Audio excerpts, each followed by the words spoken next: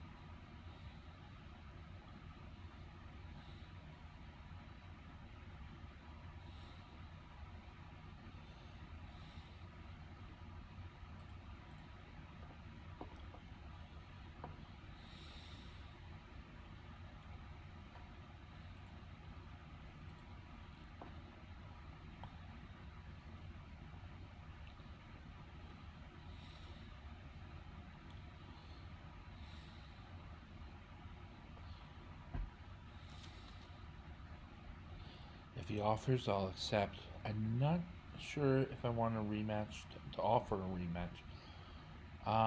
It's early in the stream. More games will be played. Let's offer a rematch.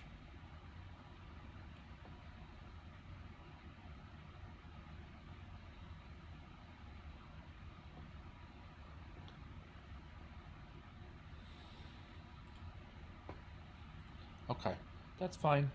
So we had our game in 10 that went very well for white.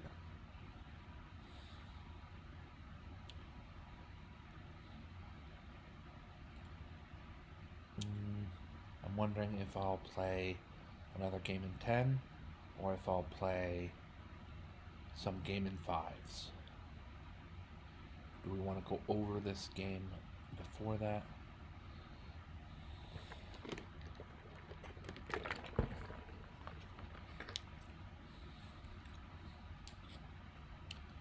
And then, do I want to play more game in 10 or more chess but as game in 5? I don't know. This is some way to phrase that. I might not need the computer. King's Gambit. This is one of the classic and best ways to decline. One of the others is pawn to d6, and there's the old saying that the best way to decline a gambit is to accept a gambit. So e takes f4 is also completely playable for black, and follow-ups usually center on trying to hold on to the extra pawn, especially with the move pawn to g5 at some point. Okay, let's go over the game itself. It looks like we had some great moves played. Brilliant move played.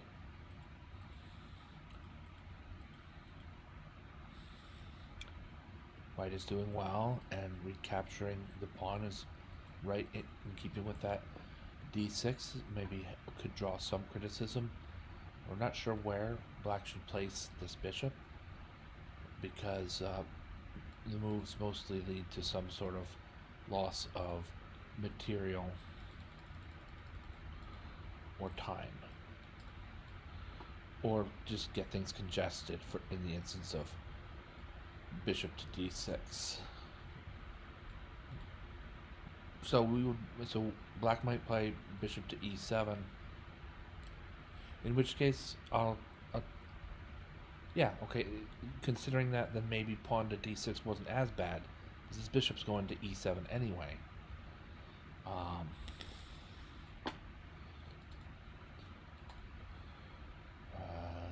thought maybe black would play pawn to d5.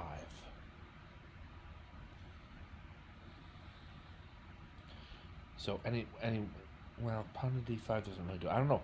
White's doing well. This is a good position for white. We recaptured the lost pawn and develop pieces in mostly normal or natural ways. Bishop takes f3 is indicated as an inaccuracy. It's a pretty bad inaccuracy because white can follow up by retreating his bishop. And then with the move pawn to b5, we saw in the game that the sacrifice of the knight on b5 is good. It's sound. It's the correct move. And black doesn't have to go into quite as much trouble as losing both the knight on c6 and an exchange on a8.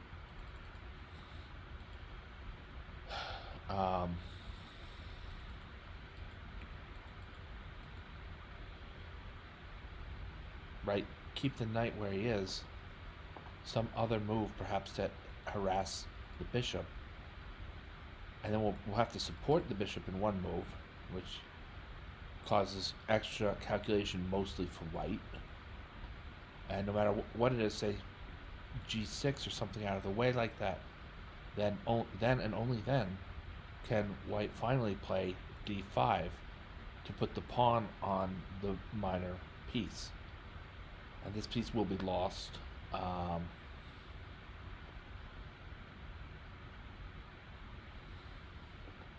It's not as bad as losing this piece outright and then also the rook. I will probably lose my pawn in this version. So here we saw the end of the game a little bit quicker.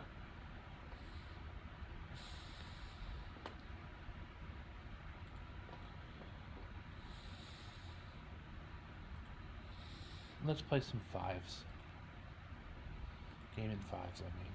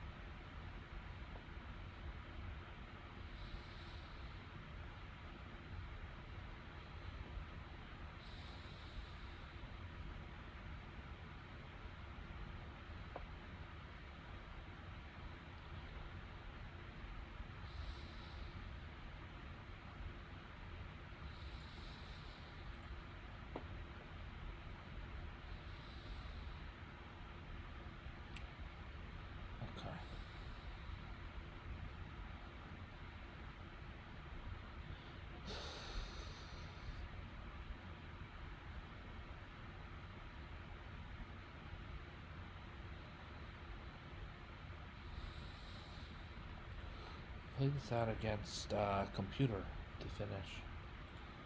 I'm going to do that. Let's practice first computer. You know, white has a huge material advantage. On the other hand, some of white's pieces are still on the back rank. The only black piece on the back rank, I mean, the king is a king, so it's not a piece, right? But the only black piece on the back rank is doing a lot of work. And all of black's pieces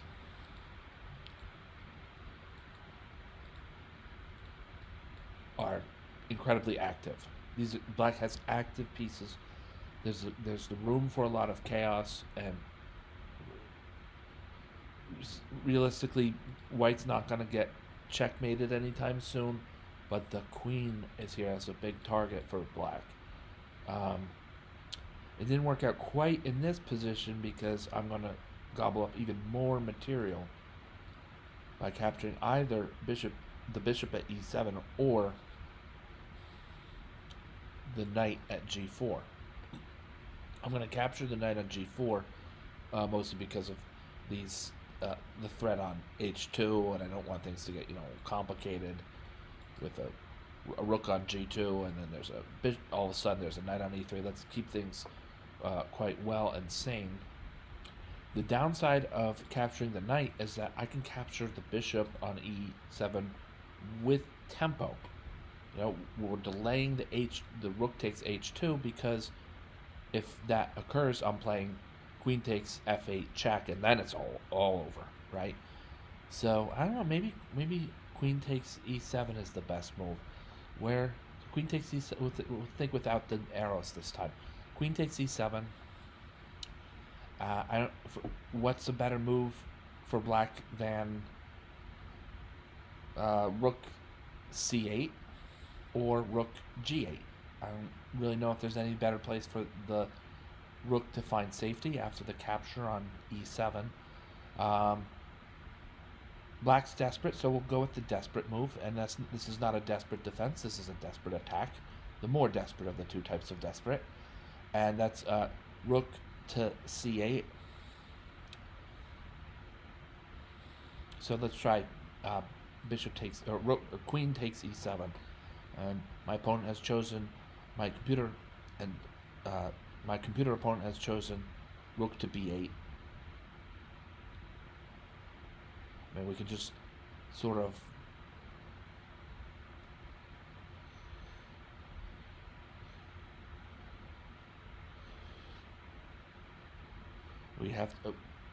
white has to be wary of the capture on h2. That's true.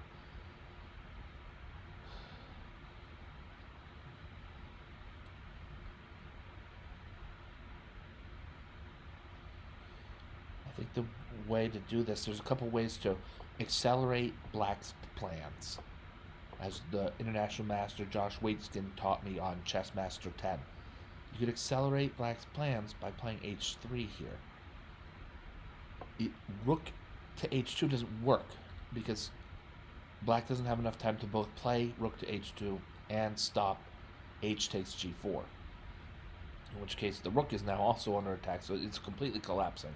But in a real situation, in a real game on a tournament, this is like black's refusing to resign. But online, sometimes people like playing out to the very bitter end. I would play either pawn to h3 here or queen takes d6, or even queen to e6. I'm rather interested in queen to e6. I think it requires black's knight to backpedal, and then all these dangers that really aren't all that bad, honestly, black being down a queen and all, but they're all gone at that point. So we'll play queen to e6 just to diffuse the situation.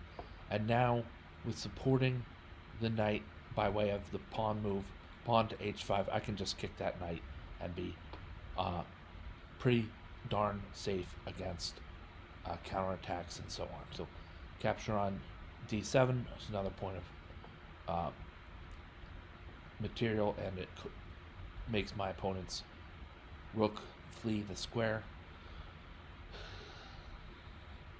And like sometimes is the case. We'll give back some material. Not quite yet.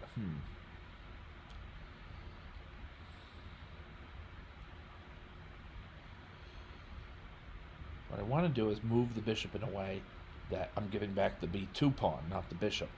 I don't think any such moves are where and about, and I can't let black claim e2 with his rook. So honestly, sometimes you just have to do what you know will win.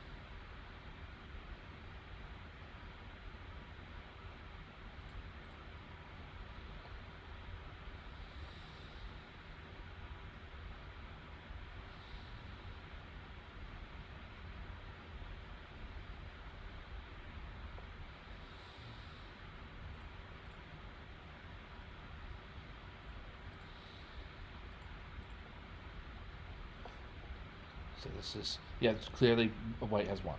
But just for the fun, we'll play this all the way out.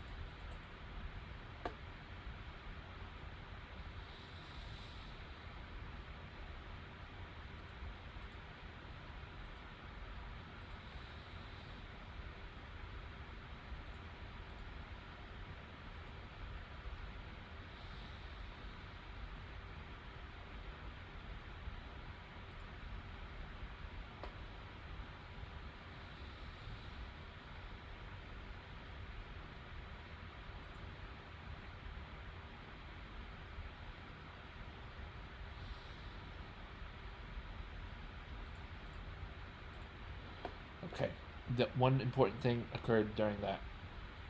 I want to get to this point around here for a while, but the there's a checkmating pattern, sort of an intermediate checkmating pattern that you need to know, and sometimes it evidences itself in a very similar way for a forced rook trade in a situation like this and many others. Um, rook's on the 7th, right? Let's say this rook is on f8 and the king is on g8. It doesn't matter all that much where white's king is, and we'll even pretend that these other pieces aren't there, or they're only the ones that show up here. What you can do here is play the closest rook to check into the corner, closest rook to check, back from the corner, farthest rook to checkmate. Okay, with the rook here blocking an exit to the f8 square, white can force checkmate. It doesn't work when the rook's on e8 because the king will just have room enough to bounce back and forth or cycle through all three. But there is something else you can do as white here, since white has the extra a full rook and pawns even after that of material on black. To simplify things for yourself, you can adapt the same mating that checkmating attack into one that forces the loss of a rook. And I check black. Obviously, it's king e8 or king to g8. My opponent chose g8. We saw that in the game. But if king e8, the same pattern shows itself when the farther away rook from a7 delivers check on e7 to the black king. He moves again, then this time to d8, and can't immediately capture the rook that moves to f8. I play rook f8 check. Yes, my rook on e7 is now gobbled up, but then I get the rook on b8, and this trade rook for rook in that manner is very fortuitous for white.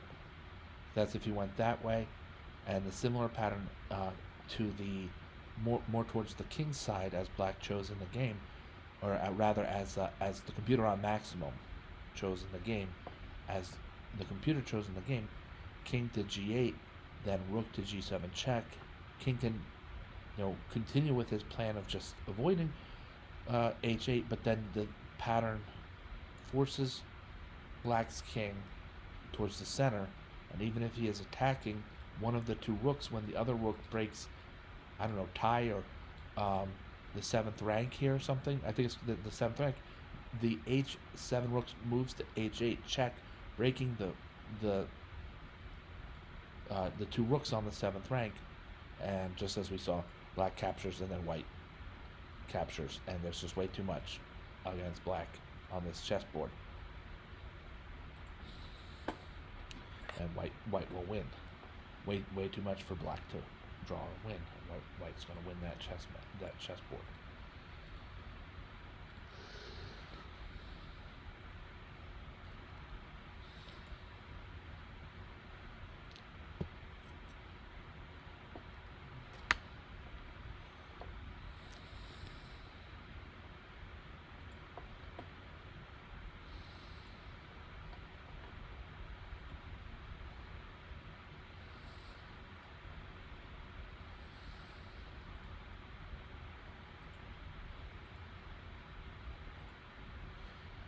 Okay, I think we're almost finished for today's games. Perhaps I will review the game I played against on the 10-minute times of this game. Let's go over this game. I don't think we quite reviewed this game.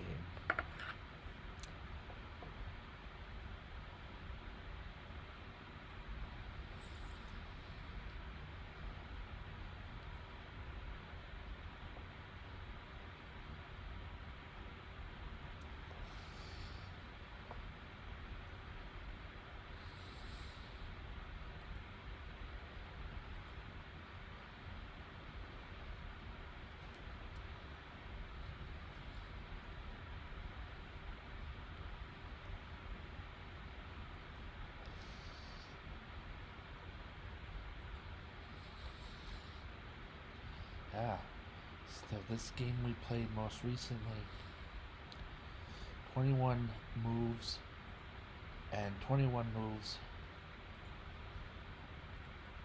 at very high accuracy. We do want to check for one thing. Did if my opponent dropped a lot of material early, then yeah, he did. So that. It was I spotted a blunder, took advantage, and mopped up. Not quite as high quality as other games that might be that accurate.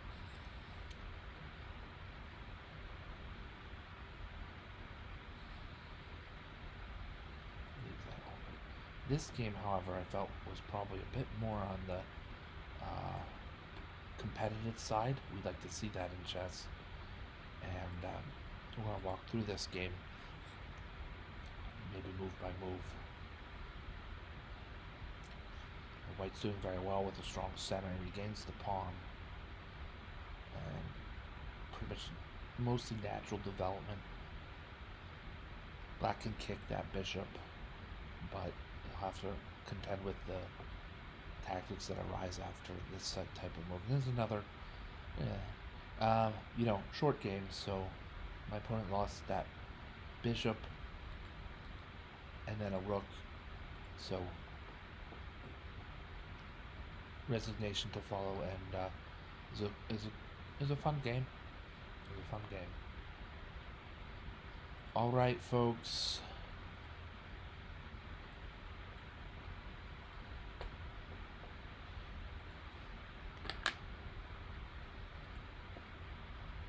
Thank you so much for watching. Thank you, Gravitrons. I'm more gravity.